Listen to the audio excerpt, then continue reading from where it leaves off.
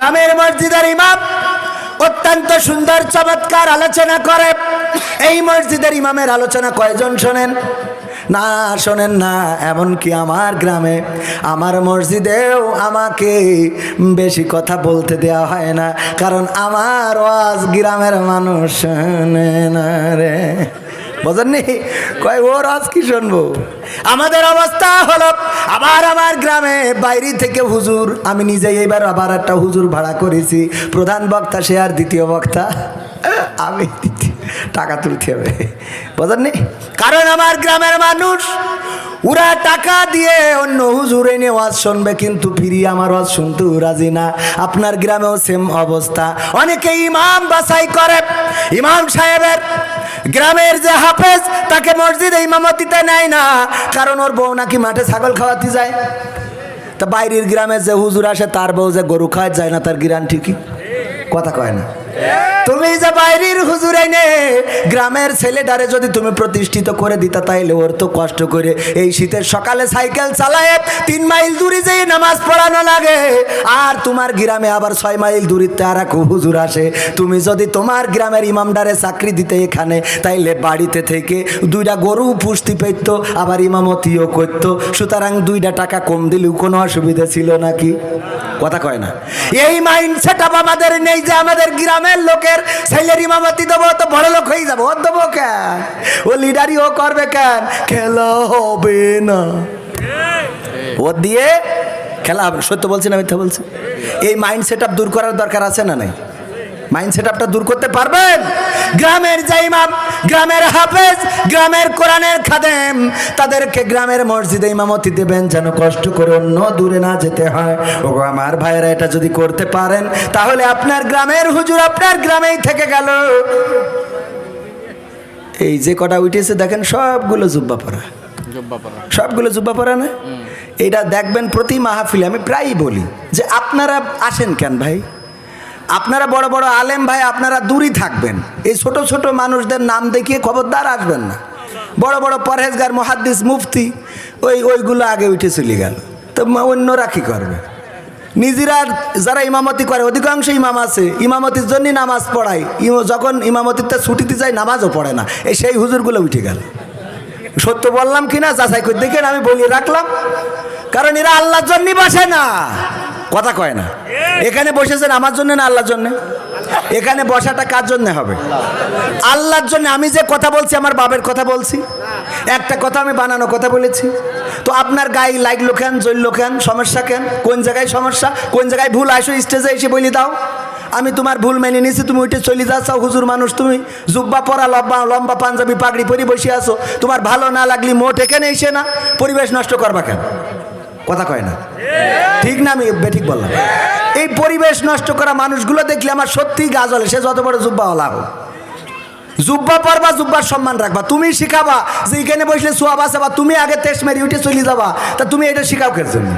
তোমার কাছ থেকেই তো আমি শিখে বলতেছি, তা আমি বিপদ তো তাহলে আমার বেশি। কথা কয় না? কি হবে বেঁচে থেকে অযথা বিদ্যা শিখে, যদি না গড়তে পারি শোষণবিহীন সমাজটাকে? কি হবে বেঁচে থেকে?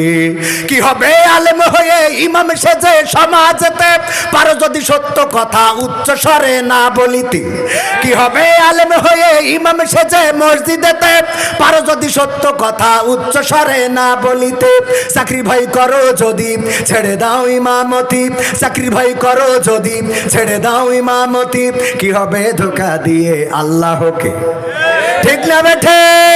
ওরা আল্লাহকে ধোঁকা দেয়, ওরা আল্লাহর সাথে মুনাফিকি করে, নেফাকি করে, মুখে যা বলে কাজে তা করে। এই জাতীয় আলেম ওলামা, এই জাতীয় মাওলানা মুফতি, তাদের পিছনে নামাজ পড়াবো যাবে না? যাবে না। কারণ তুমি মাওলানা মানুষ, আলেম মানুষ, তোমার ব্যস্ততা থাকতে পারে। তুমি ব্যস্ততা থাকলে আসো না। এখানে এসে পরিবেশ নষ্ট করার অধিকার তো তোমাকে দেয়া হয় নাই। এতগুলো সাধারণ মানুষ, জনসাধারণ বসে থাকে, তোমার গা জ্বলে কেন? কথা কয় না? ও আমার ভাইরা, কথাগুলো মনের দুঃখে বললাম, কারণ এই জাতীয় লোকেরা নীতির কথা বলে কিন্তু নীতির সাথে চলে। চলে? কি হবে? কি হবে? নামাজি রোজা ইমানদারির ভয় করে কোরআনের খাদেম গুলো থাকে যদি কারাগারে। রে ভাই রে, এই কি এগুলো? কি হবে? নামাজি রোজা ইমানদারির ভয় করে কোরআনের কর্মীগুলো থাকে যদি কারাগারে। মসজিদের কোণে বসে জিকির যত করো কষে, মসজিদের কোণে বসে তাসবিহ যত টানো ঠেসে, এভাবে যায় না পাওয়া আল্লাহকে।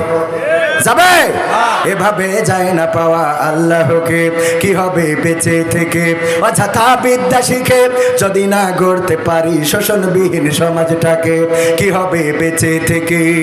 কি হবে লেখালেখি কলমবাজির ওই মহড়া সমাজের আসল চিত্র যদি না যাই তুলে ধরা? কি হবে টিভি চ্যানেল সাংবাদিকের এই ক্যামেরা সমাজের আসল চিত্র যদি না যাই ভিডিও করা? যদি ওই ঘুষের বলে কলমটা উল্টো চলে, যদি ওই হ্যালো কলে ক্যামেরা উল্টো বলে, তবে কি যাবে রোখা দুর্নীতিকে? তবে কি যাবে রোখা দুর্নীতিকে? কি হবে? লাগবে আমার শফিকুল ইসলাম, উনি ইঞ্জিনিয়ার মানুষ, উনার ইঞ্জিনিয়ারিত্ব কি কবরে যাওয়ার পরে কোনো কাজ করার জন্যে বাজার করে এনে বোর কাছে দিয়েছে, নাও রান্না করো। এই যে মাছ, গোশ, হরিণের গোশ, ছাগলের গোশ, বিলার গোশ, হাতির গোশ সব ঘরে। বলছে এত বাজার কেন? আছে ঘটনা, যে কৃষির ঘটনা রান্ধো। আমি আজকে এক হুজুরির দাওয়াত করি, খাবো। কোন হুজুরির? আছে, তুমি আগে রান্না করো না। তুমি বলো কিসের জন্য এত রান্তি হবে? কে এমন বড় মানুষ? এই আবার কমে গেল কেন? কমে গেল কেন? কে এমন বড় মানুষ? কমে গেল কেন? হ্যাঁ, হ্যালো, কে এমন বড় মানুষ? কে এমন? কার দাওয়াত করে খাওয়াবা গো? বলছে দেখো আমার গ্রামের ইমাম সাহেবের দাওয়াত করে খাওয়াবো। কেন খাওয়াবা? বলছে আমার সোনার ময়না পাখি গো, তোমার বিয়ে করার পর থেকে আমার ঘরে ঘুমাও না। আমি কত হুজুর, মুফতি, মাওলানা, মুহাদ্দিস কারীদের কাছে যেয়ে দাবি জানলাম, কাজ হইল না। কিন্তু আমার গ্রামে যে এত বড় হুজুর আছে জানতাম না রে। আমার এই ভাঙাচুরা হুজুরের দাবি জানলাম, আর ওই রাতি তুমি আমার ঘরে এসেছ। সুতরাং ওই হুজুরির আমি একটু দাওয়াত করে খাওয়াবো, ভালো করে রান্না করো। বলছে আমি হুজুরির তাবিজি আইছি। কই লক্ষ্মীটা? বলছে তেবে কি গতকালকেই তো এনে বালিশের মধ্যে রাখিছি। বলছে না, আমি হুজুরের তাবিজে আসি নাই, আমি এসেছি গতকাল আমি যে ঘরে ঘুমাই ওই ঘরে শিং কেটে একটা চোর ঢুকেছে। ঢুকে ঘরের মধ্যে যে টাকা পয়সা গয়না গাঠি ছিল সব বের করে নিয়ে গেছে। আলনা আলমারিতে যা ছিল নিয়েছে, এলইডি নিয়েছে, টিভি, ওয়াইফাই, ইন্টারনেট যা ছিল সব ঘরে নিয়ে গেছে। নিয়ে যাওয়ার পরে লাস্টে শুধু আমি আর ওই খালি ঘরে ছাড়া কিছু নেই। এবার দেখি আমার দিকে তাকাচ্ছে, মনে করলাম আমারও তালি মনে হয় এবার চোরে নিয়ে যাবে। এই ভয়তে আমি তোমার ঘরে আইছি, কারোর তাবিজি আসি নাই। স্বামী দুঃখ করে বলতেছে, ওরে আমার বউ বউ গো, সেই তো আমার ঘরে আসলি, কিন্তু ঘরেটা খালি করে তুই কেন আসলি? যদি একটু আগে আইতিস তাইলে ওখানে যেই আমি অন্তত কিছু সম্পত্তি রক্ষা করতে পারতাম না। তেমনি ভাবে যারা বুড়ো বয়সে করতে করতে মসজিদে আসেন, আমার আল্লাহ বলে, ওরে আল্লাহর বান্দা, তোদের কত করে ডাকলাম যে আয় নামাজের দিকে, আয় কল্যাণের দিকে, আই কোরআনের কাছে, আই ইসলামের কাছে, আইলি না। এমন সময় আইলি যেই সময় সব খালি রে। কথা কি বোঝা গেছে? পবিত্র কোরআনের সূরা তাহা 20 নম্বর সূরার 55 নম্বর আয়াত তেলাওয়াত করেছি। আয়াতটা সবাই পারি না? সবাই পারি, সবাই পড়ি, পড়েন সবাই।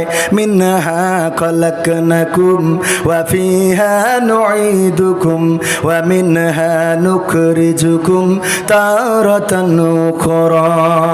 এই আয়াত আমরা পড়ি কখন? মানুষ মাটি দেওয়ার সময়। কখন পড়ি? মাটি দেওয়ার সময়। আসলে কি এই আয়াতটা মাটি দেওয়ার জন্য নাজিল হয়েছে জানেন আপনারা? কেউ বলতে পারবেন না।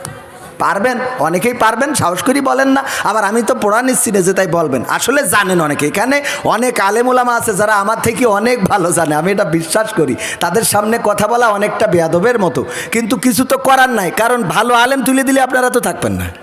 এ ভাই আওয়াজটা কমে যাচ্ছে কেন? আস্তে করে একটু আর একটু বাড়াই দেন, টাকা ধরি দেবো নে। হ্যাঁ একটু আওয়াজ দেন। হ্যাঁ এইবার একটু আওয়াজ না পারলে আমাকে নেটওয়ার্কে কাজ করে না।